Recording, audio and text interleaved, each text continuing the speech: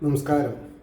ശ്രീമദ് ഭാഗവതം മൂലം പ്രഭാഷണം ഭാഗം 746 746.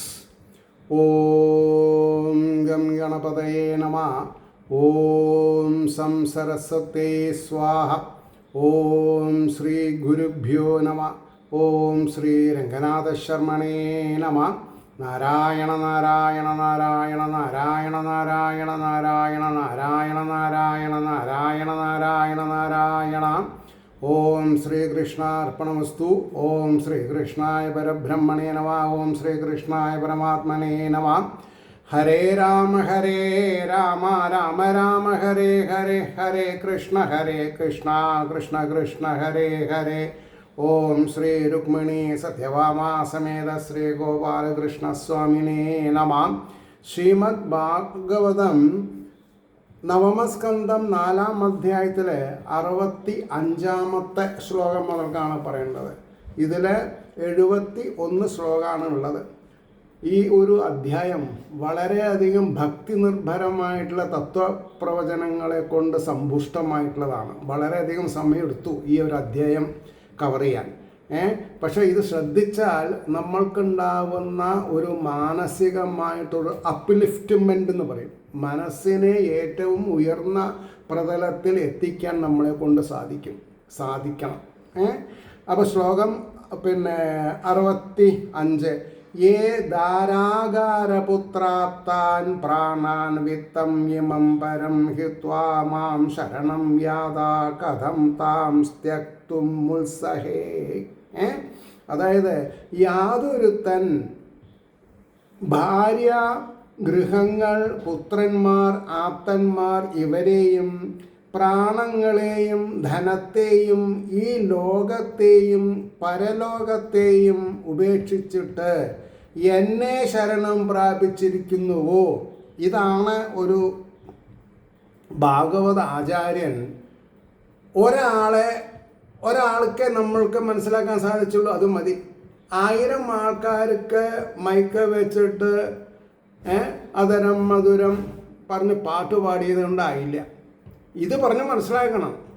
നമ്മൾ അവരുടെ ശത്രുക്കളായിട്ട് അവർ കരുതിയാലും അവരുടെ ഉള്ളിലുള്ള ആ വികാരം, അതായത്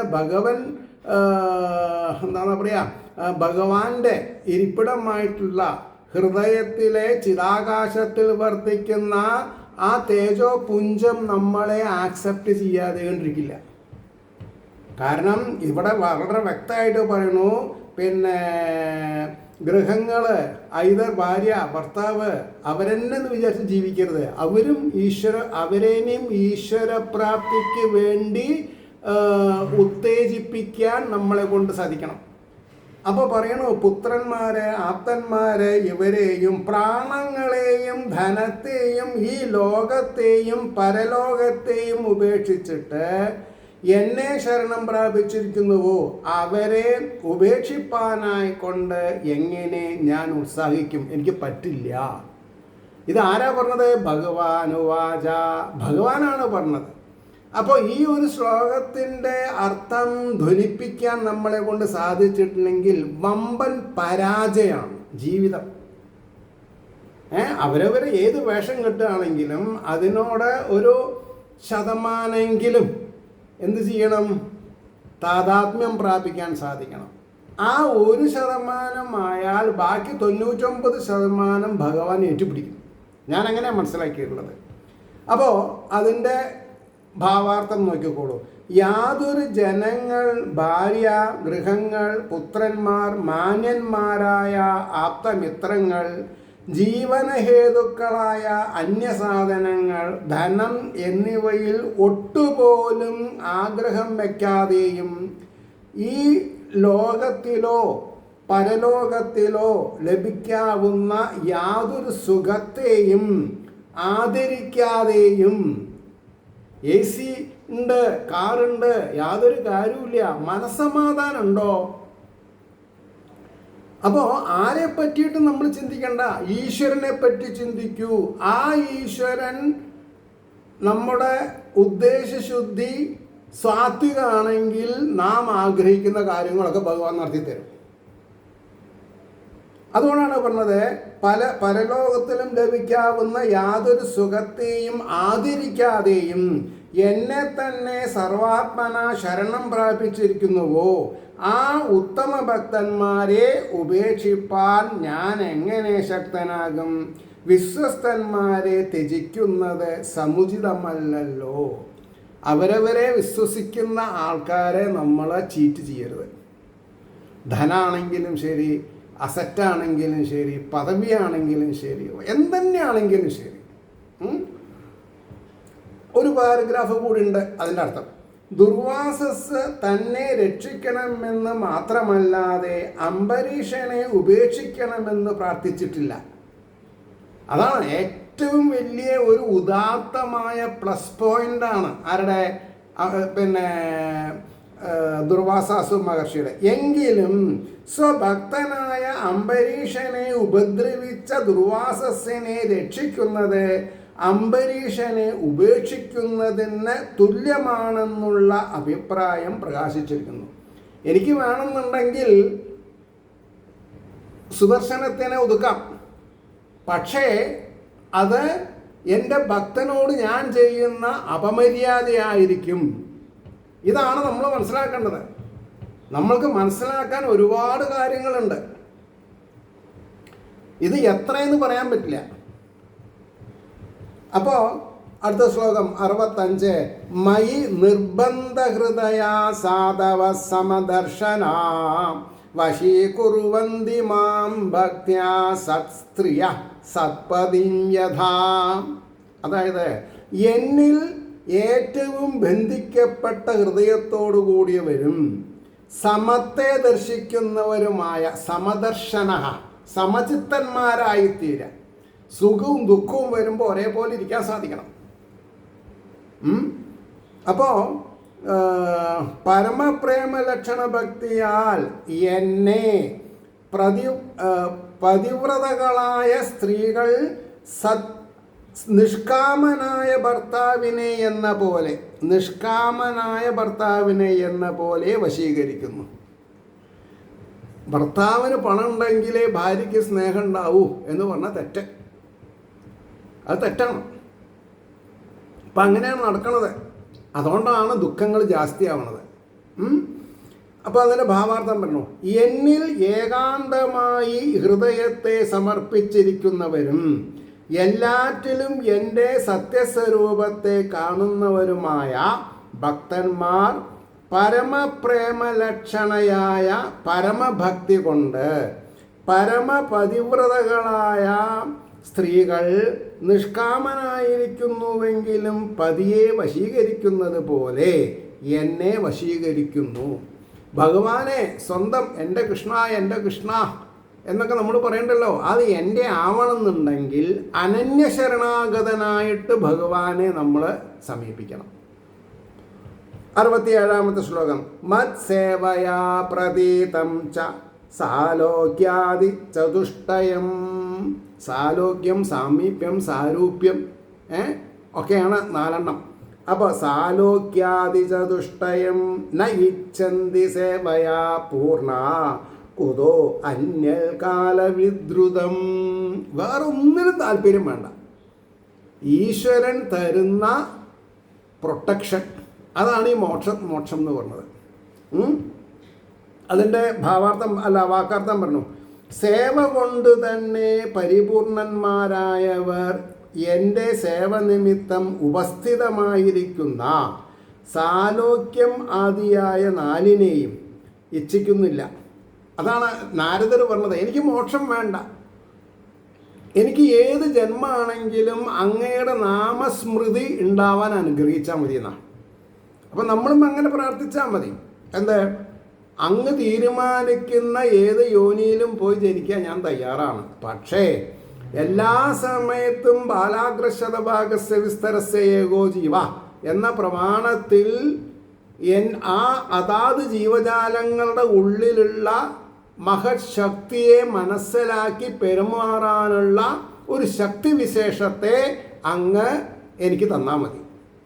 അങ്ങ് വിട്ടിട്ട് എനിക്കൊരു ജീവിതം വേണ്ട. അത് ദരിദ്രനാണെങ്കിലും ശരി, പക്ഷെ സാമ്പത്തികമായിട്ടുള്ള അപജയത്തിനല്ല ദാരിദ്ര്യം എന്ന് പറഞ്ഞത്. ഈശ്വരാനുഗ്രഹത്തിന് പാത്രീഭൂതനാവാൻ കൽപ്പിക്കപ്പെടുന്ന ഭക്തിയുടെ കമ്മി ഉണ്ടെങ്കിലാണ് ദരിദ്രനാവണം നമ്മളെ. അപ്പോൾ പറയണോ, ഏകാന്ത ഭക്തന്മാരുടെ നിഷ്കാമഭാവത്തെ കൈമുത്യനായത്താൽ വിശദമാക്കുന്നു. യാതൊന്നിനെയും ആഗ്രഹിക്കാതെ എന്നെ തന്നെ പരമപ്രേമത്തോടുകൂടി സേവിക്കുന്നവർ ആ സേവ കൊണ്ട് തന്നെ പരമസംതൃപ്തിയെ പ്രാപിച്ചവരാകുന്നു. എൻ്റെ സേവാമാഹാത്മ്യത്താൽ സാലോക്യം, സാമീപ്യം, സാരൂപ്യം, സായൂജ്യം എന്ന 4 വിധം മുക്തി സ്വയമേവ അവരെ ആശ്രയിച്ചിരിക്കുന്നുവെങ്കിലും നമ്മൾക്ക് വേണ്ടാന്ന് പറഞ്ഞാലും ഈ 4 നമ്മളെ വിട്ടു പോവില്ല. അതാണ് അതിൻ്റെ തമാശ. അത് മനസ്സിലാക്കിയിട്ടെങ്കിലും അതിനെ നിരാകരിക്കണമെന്ന് പറഞ്ഞാൽ എന്താ കുഴപ്പം? ഭഗവാൻ പറയണോ, ഈ 4 നിങ്ങളെ വിട്ടു പിരിയില്ല ഒരു പ്രത്യേക ലെവല് കഴിഞ്ഞാൽ. അപ്പം പറയണു, അങ്ങനെ ഇരിക്കെ കാലത്താൽ നശിക്കുന്ന, കാലത്താൽ നമുക്ക് പ്രായമാകുമ്പോൾ ഇന്ദ്രിയങ്ങളൊക്കെ ക്ഷയിക്കണം, ക്ഷയിച്ചിട്ടില്ലെങ്കിൽ അപരാധമാണ്. അപ്പോൾ നശിക്കുന്ന ഇന്ദ്രാദിസ്ഥാനമാനങ്ങളെ, ഇന്ദ്രൻ്റെ സ്ഥാനം വേണമെന്ന് ആഗ്രഹിക്കേണ്ടെന്നാണ് പറഞ്ഞത്. അല്ലെങ്കിൽ പദവികൾ വേണ്ട, ജനസേവ ചെയ്യാൻ പദവികൾ വേണ്ട, ആഗ്രഹിക്കുന്നില്ലെന്ന് പറയണമോ എന്ന് ചോദിച്ചു. 68ാമത്തെ ശ്ലോകം. സാധുവോ സാധവോ ഹൃദയം മഹ്യം സാധൂനാം ഹൃദയം ത്വഹം മദന്യൽ തേ ന ജാനന്തി ന അഹം തേഭ്യോ മനാഗഭി. അതായത് സാധുക്കൾ എൻ്റെ ഹൃദയം, സാധുക്കളുടെ ഹൃദയമോ ഞാൻ, അവർ എന്നിൽ നിന്ന് അന്യമായതിനെ അറിയുന്നില്ല. അതായത് സാത്വിക ഗുണനിധികൾ ആരെ കാണുന്നു അവരെ ഭഗവാനായിട്ട് സങ്കല്പിക്കണം. അതാണ് ഹൃദയത്തിൽ എന്തുണ്ട് അതാണ് മുഖത്തിൽ കാണുക, മനസ്സിൽ എന്തുണ്ട് അതാണ് മുഖത്ത് കാണുക. അപ്പം മനസ്സിൽ ഈശ്വരീയത ഉണ്ടെങ്കിൽ അത് മുഖത്ത് വരുള്ളൂ. കാരണം ഇതാരെ കണക്ട് ചെയ്യണത്? ഈശ്വരൻ. എങ്ങനെ? അവരവരുടെ ഹൃദയപത്മത്തിൽ ഇരുന്നിട്ട്. ഇത് മനസ്സിലാക്കണം. ഇത് മനസ്സിലാക്കിയിട്ട് ഭഗവാനോട് പറയണം, ഞാൻ അങ്ങയുടെ ശരണാഗതനാണ്, എനിക്ക് കോൺസെൻട്രേഷൻ കിട്ടുന്നില്ല, അങ്ങ് എന്നെ സഹായിക്കണം ഒന്ന് പറഞ്ഞു നോക്കൂ, ശരിയാവും. രാത്രി കിടക്കണ സമയത്ത് എനിക്ക് 5 മണിക്ക് എണീക്കണേ എന്നൊരു 3 പ്രാവശ്യം മനസ്സിൽ വിചാരിച്ച് കിടന്നു നോക്കൂ, 4:55 എണീക്കും. അതേപോലെ ഞാൻ സമർത്ഥനാണ് എന്നുള്ള ഭാവം ഭഗവാന്റെ അടുത്ത് കാണിക്കരുത്. ഞാൻ പോരാത്തവനാണ്, ഈ പോരുമ അങ്ങയുടെ അനുഗ്രഹമാണ്, അതില്ലാത്തൊരവസ്ഥ എനിക്ക് ആലോചിക്കാൻ വയ്യ എന്ന് അകമഴിഞ്ഞ് പ്രാർത്ഥിച്ചാൽ ആ ഭഗവാൻ നമ്മുടെ കൂടെ ഉണ്ടാവും. അപ്പോൾ പറയണു, എന്നിൽ നിന്ന് അന്യമായതിനെ അറിയുന്നില്ല, ഞാൻ അവരിൽ നിന്ന് അന്യമായ അല്പത്തെയും അറിയുന്നില്ല. ഭഗവാൻ എന്താ പറഞ്ഞത്? എനിക്ക് ഈ രാവണൻ, കുംഭകർണൻ, അല്ലെങ്കിൽ കംസൻ, അല്ലെങ്കിൽ പിന്നെ എന്താന്നാ പറയുക, ഏതൊക്കെ തരത്തിൽ ആസുരീയ ചിന്താഗതിയുള്ള ആൾക്കാരുണ്ടോ അവരുടെ ഉള്ളിൽ ഞാൻ ഉണ്ടെങ്കിലും നാരദരോ അല്ലെങ്കിൽ മറ്റ് ഋഷികളോ അല്ലെങ്കിൽ ബ്രഹ്മാവോ ശിവനോ എന്നെ അറിയിക്കുമ്പോഴാണ് അവർക്ക് മോക്ഷം കൊടുക്കാൻ വേണ്ടി ഞാൻ പോണത്. കാരണം എന്താ? എൻ്റെ മനസ്സിൽ ആര് എന്നെ ആരാധിക്കണോ അവരെ മാത്രമേ ഞാൻ അറിയൂ. ഈ ശ്ലോകത്തിൻ്റെ അർത്ഥം, ഈ അംബരീഷ ചരിതം എന്നുള്ളതിൽ ഈ 4-ാം അധ്യായം ശരിക്കും പറഞ്ഞാൽ ഒരു ഡോക്ടറേറ്റിനുള്ള കഴിവുണ്ട് ഈ ശ്ലോകത്തിന്. 71 ശ്ലോകങ്ങൾ മനസ്സ് തട്ടിയാൽ ആ മനസ്സിൽ പിന്നെ കളങ്കം കയറാൻ പറ്റില്ല. ഞാൻ അത്രേ പറയുള്ളൂ. അപ്പോൾ പറഞ്ഞു, അധികം എന്തിനു പറയുന്നു? ഹേ ഋഷേ, സാരം മാത്രം ചുരുക്കി പറയാം, കേൾക്കുക. സാധുക്കൾ എൻ്റെ ഹൃദയമാകുന്നു. സാത്വിക ഗുണനിധികളുടെ ഹൃദയം ഞാനാണ്, സാധുക്കളുടെ ഹൃദയം ഞാനുമാകുന്നു. എന്നെ കൂടാതെ അന്യമായിട്ടൊന്നിനെയും അവർ അറിയുന്നില്ല. അവരെ കൂടാതെ അന്യമായ അല്പവസ്തുവിനെ പോലും ഞാനും അറിയുന്നില്ല. രണ്ടാളും ഒരേ കാടകളാ.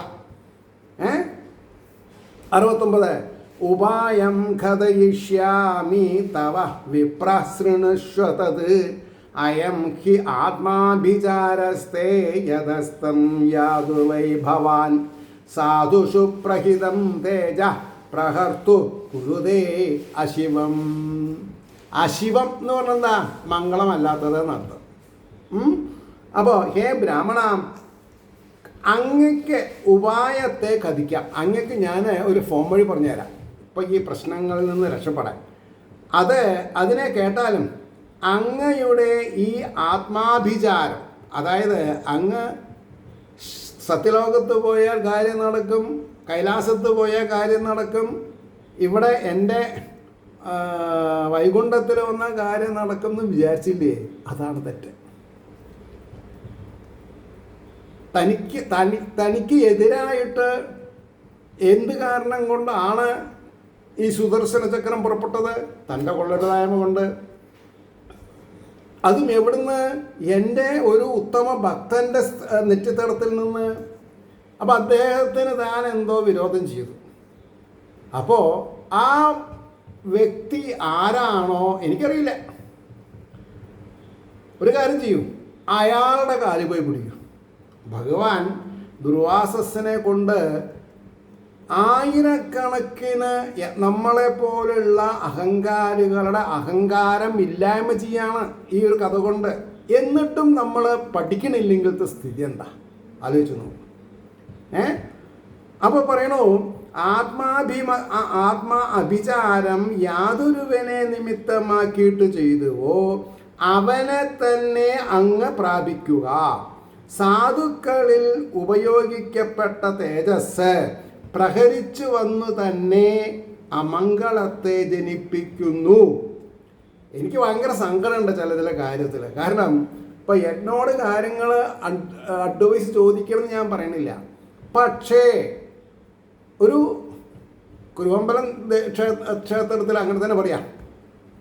2012 എൻ്റെ ഷഷ്ടിപൂർത്തിയോട് കൂടിയിട്ട് ഞാനൊരു സപ്താഹം ചെയ്തിട്ടുണ്ട്. കൃഷ്ണാനന്ദ സരസ്വതി വന്ന് 3 ദിവസം ഇവിടെ താമസിച്ചിട്ടുണ്ട്. അപ്പോൾ എന്തോ നമ്മൾ ജാതിയിൽ ബ്രാഹ്മണനല്ല എന്ന് വിചാരിച്ചിട്ടോ, സാമ്പത്തികമായിട്ട് കഴിവില്ല എന്ന് വിചാരിച്ചിട്ടോ, അല്ലെങ്കിൽ അവർക്ക് കണ്ണു പിടിക്കാത്ത ആളാണെന്ന് വിചാരിച്ചിട്ടോ, ഒരു എന്താണ് പറയുക, ഒരു സ്റ്റാൻഡേർഡായിട്ടുള്ള ഒരു എന്താണ് പറയുക തറവാടിത്തം കാണിക്കാണ്ടിരുന്നിട്ടുണ്ടെങ്കിൽ ഈ ഒരു സബ്ജക്റ്റ് പഠിച്ചൊരു വ്യക്തി എന്നുള്ള നിലയ്ക്ക് എനിക്ക് വിഷമമുണ്ട്. എന്താ, ആരായാലും ശിക്ഷിക്കപ്പെടണത് എനിക്കിഷ്ടമല്ല. എന്തിനാണ് ശിക്ഷിക്കപ്പെടുന്നത്? അവർക്ക് സദ്ബുദ്ധി കൊടുക്കട്ടെ എന്ന് മാത്രമല്ലേ നമുക്ക് പറയാൻ പറ്റുള്ളൂ.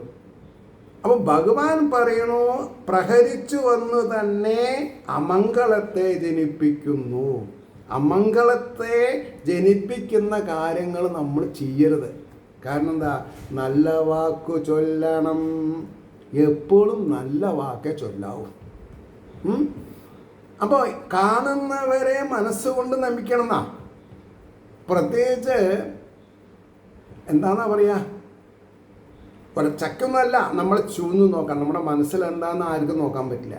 പക്ഷെ പ്രവൃത്തി കൊണ്ട് കാണിച്ചു കൊടുത്തിട്ടും അത് അറിയണില്ല എന്ന് പറഞ്ഞിട്ടുണ്ടെങ്കിൽ അതൊരു അപാകതയാണ്. പ്രംശയിലെ എന്തോ ആവട്ടെ. അപ്പോൾ അതിൻ്റെ ഭാവാർത്ഥം പറയണം.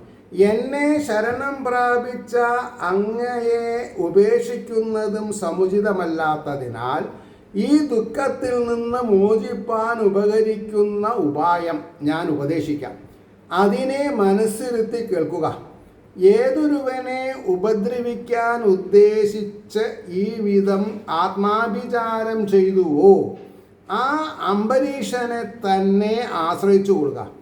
എൻ്റെ ഏകാന്ത ഭക്തന്മാരിൽ ഏതൊരുവൻ ശക്തിയെ ഉപയോഗിക്കുന്നുവോ ആ ശക്തി ഉപയോഗിച്ച പുരുഷന്റെ നേർക്ക് തന്നെ തിരിഞ്ഞ് അവനെ വിഷമത്തിൽ അകപ്പെടുത്തും. ഇതിന് നമ്മൾ എന്താ പറയാ? അപ്പോൾ നമ്മൾ ആരേനെയാണ് ചെറുതായി കാണുന്നത്? കണ്ടോളൂ, കുഴപ്പമൊന്നുമില്ല. പക്ഷെ ഭഗവാന്റെ പാരാമീറ്റർ വെച്ച് ആരാണ് ഈ മാൽ പ്രാക്ടീസ് അളവിൽ കള്ളത്തരം ചെയ്യണത്? അവർക്ക് അവരുടെ മഹിമയാണ് കമ്മിയാവുക. ഇതാണ് നമ്മൾ അവശ്യം മനസ്സിലാക്കേണ്ടത്. ഇനി അതിൽ 70-ാമത്തെ ശ്ലോകം, തപോ വിദ്യാജ വിപ്രാണാം നിശ്രേയസ്സകരേ ഉഭേ തേ ഏവ ദുർവിനീതസ്യാൻ കൽപ്പേതേ കർത്തുരന്യഥാ.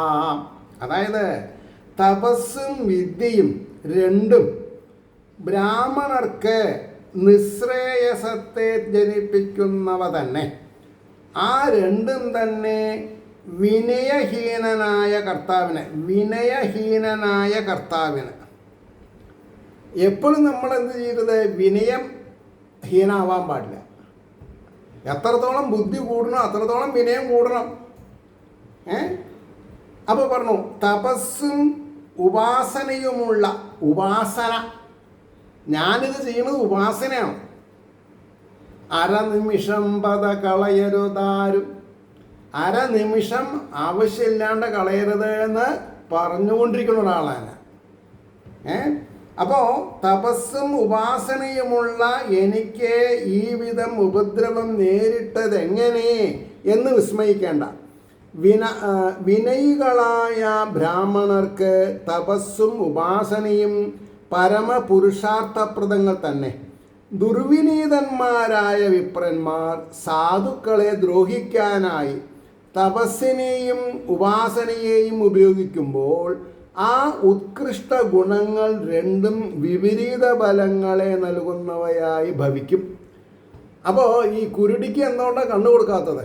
കുരുടിക്ക് 2 ഭാഗത്തും തലയാണ്. അപ്പോൾ കുരുടി ചോദിച്ചു, കാണുന്നവരൊക്കെ ഞാൻ കടിക്കുന്നത് പറഞ്ഞു. അപ്പോൾ രണ്ട് ഭാഗത്തും തലയുണ്ടെങ്കിലും കണ്ണ് കൊടുത്തില്ലേ ഭഗവാൻ.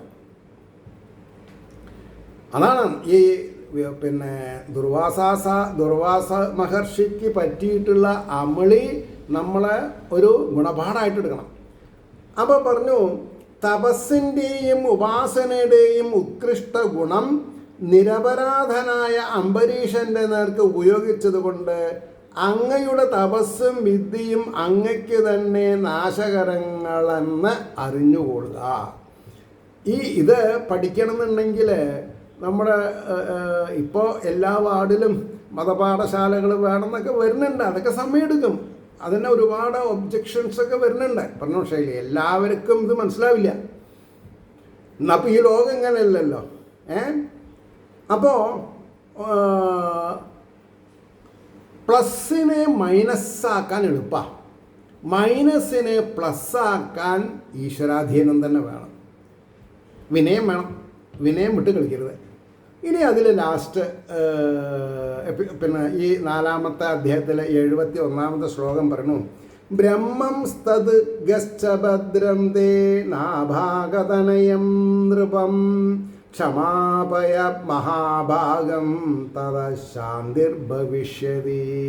അതുകൊണ്ട് നഖാഭാഗപുത്രനായിരിക്കുന്ന അംബരീഷ ചക്രവർത്തിയുടെ സവിധത്തിൽ പോയി തെറ്റുപറ്റി, ക്ഷമിക്കണം, എന്നെ കാത്തുരക്ഷിക്കണേ എന്ന് പ്രാർത്ഥിക്കൂ എന്നെ പറഞ്ഞത്. അതാണ് ക്ഷമാപായ, ക്ഷമ ചോദിക്കൂ. മഹാഭാഗം, അദ്ദേഹം മഹാഭാഗനാണ്. തത ശാന്തിർഭവിഷ്യതി, എന്നാൽ അങ്ങക്ക് ശാന്തി ഉണ്ടാവുന്ന പരമശയോ. അപ്പോൾ